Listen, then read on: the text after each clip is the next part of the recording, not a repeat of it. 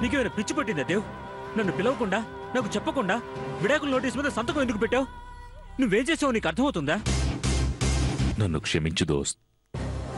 నిన్ను పిలిస్తే, నీకు విషయం తెలిస్తే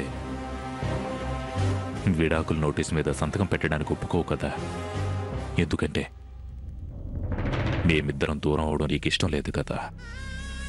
నేను చేసే ఈ పనికి అడ్డుపడతావనే నీకు తెలియకుండా ఉంచాను. అంటే నా మీద నీకు నమ్మకం లేదా? మీనాక్షి నీకు అప్పగిస్తానని చెప్పినా నేను నీకు ఇచ్చిన మాట మీద నమ్మకం లేదా? నా మీద నమ్మకం లేక ఇలా చేసావు కదూ. దోస్త్ ప్లీజ్ అలా మాట్లాడకు. నిన్ను నేను నమ్మకపోతే నన్ను నేను నమ్ముకున్నట్లే. నేను మీనాక్షికి దూరంగా ఉంటానని మాటిచ్చాను. నీ మీద నమ్మకం వేరు, నేను మీనాక్షికి ఇచ్చిన మాట వేరు. అలాగే నువ్వు నాకిచ్చిన మాట వేరు. నేను పెట్టే ఈ సంతకం వేరు. నేను మీనాక్షికి దూరంగా ఉంటానని మాటిచ్చాక తనకి వ్యతిరేకంగా నేను ప్రవర్తించలేను దోస్త్. మీనాక్షి అడిగితే ప్రాణాలే ఇస్తాను. అలాంటిది విడాకులు ఇవ్వలేనా? అందుకే తను అడగగానే నేను సంతకం చేశాను. చాలా పిచ్చి పని చేసావు దేవ్. అయినా మీరిద్దరు విడాకుల నోటీస్ మీద సంతకాలు పెట్టినంత మాత్రాన దూరమైనట్టే అనుకుంటున్నావా? ఎన్ని అవాంతరాలు ఎదురైనా ఖచ్చితంగా మీ ఇద్దరిని నేనొకటి చేస్తాను. అలా జరిగితే నాకంటే సంతోషించే వాళ్ళు ఇంకెవరుంటారు దోస్త్. కానీ నీకో విషయం అర్థం కావడం లేదు.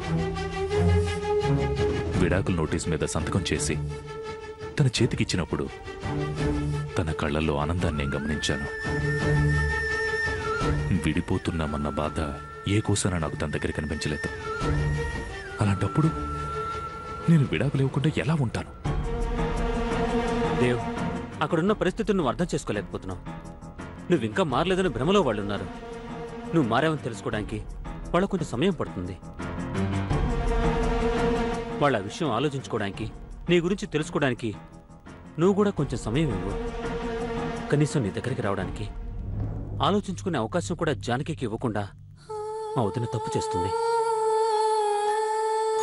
దానికి తగ్గట్టు నిత్య కూడా మా వదినకి సపోర్ట్ చేస్తూ ఎంకరేజ్ చేస్తుంది. నేను నిన్ను అర్థం చేసుకున్నంతగా వాళ్ళు నిన్ను అర్థం చేసుకోలేకపోతున్నారు దేవ్.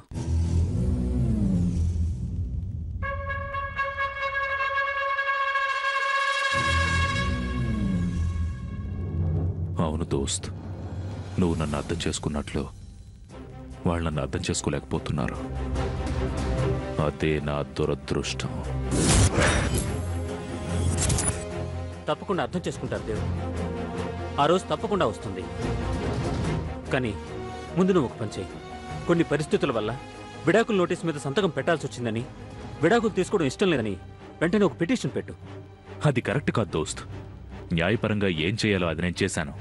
ఆ తర్వాత ఏం జరగాలో అది దైవ నిర్ణయం. సరే, నేను ఒక విషయం అడుగుతాను, చెప్పు.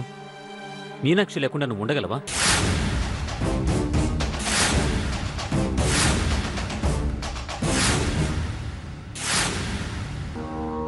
నువ్వు ఉండలేవని నాకు తెలుసు దేవ్.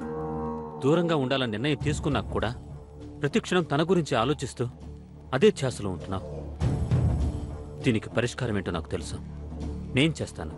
వద్దు దోస్త్, దయచేసి తన మీద ఒత్తిడి తెచ్చి మీనాక్షిని ఇబ్బంది పెట్టొద్దు. అక్కడికెళ్ళి నువ్వేది మాట్లాడినా నేను మాట్లాడించినట్లుగానే ఉంటుంది. తను కోరుకున్నట్లుగానే నేను విడాకులిచ్చాను. మళ్ళీ వెళ్ళి మాట్లాడడం న్యాయం కాదు. కరెక్ట్గా చెప్పావు. మీరిద్దరూ దూరంగా ఉండటం అస్సలు న్యాయం కాదు. ఏం చేయాలో నేను చేస్తాను. ఈ నోటీసులు ఏమీ చేయలేవు. నీకిచ్చిన మాటని ఈ రఘురాం నెరవేరుస్తాడు. వద్దురాం, వెళ్ళొద్దు. నా మాట విను ప్లీజ్. వెళ్ళొద్దు, వెళ్ళొద్దు.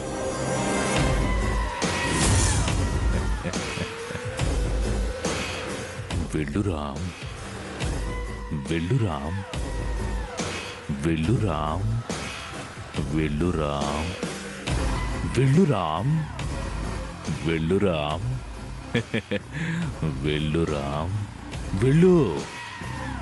నేను ఆపితే మాత్రం నువ్వు ఆగుతావా?